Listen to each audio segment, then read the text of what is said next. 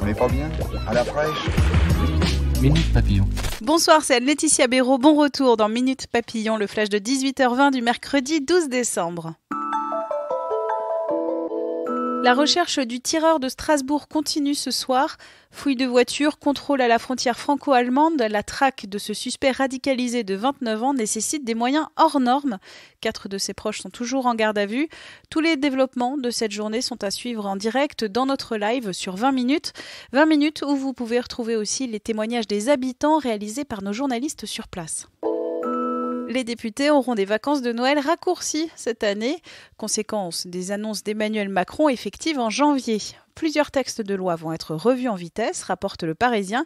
Ils pourraient être votés entre le 21 et le 28 décembre ou entre le 8 et le 15 janvier.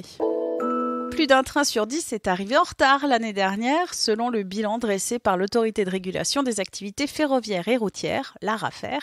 Cela monte à 24% pour les TGV, des chiffres différents de ceux de la SNCF. Les critères de calcul du régulateur du secteur sont plus stricts que ceux de la compagnie, rappellent les Échos. Malgré les retards et une baisse du nombre de circulations, le nombre de voyages en train a progressé l'année dernière. Plus 22%, c'est l'augmentation du salaire minimum que le gouvernement espagnol va bientôt approuver, un chiffre qui paraît énorme. Sauf que le salaire minimum mensuel est actuellement de 858 € brut et avec ce décret, il passera à 1050 € brut. Par comparaison, il est de 1498 € brut en France aujourd'hui. Miss France, mode d'emploi. 20 minutes a appris à défiler avec le prof des compétitrices, plus précisément notre journaliste Claire Barois. Elle a appris des trucs pour espérer remporter une couronne et une écharpe.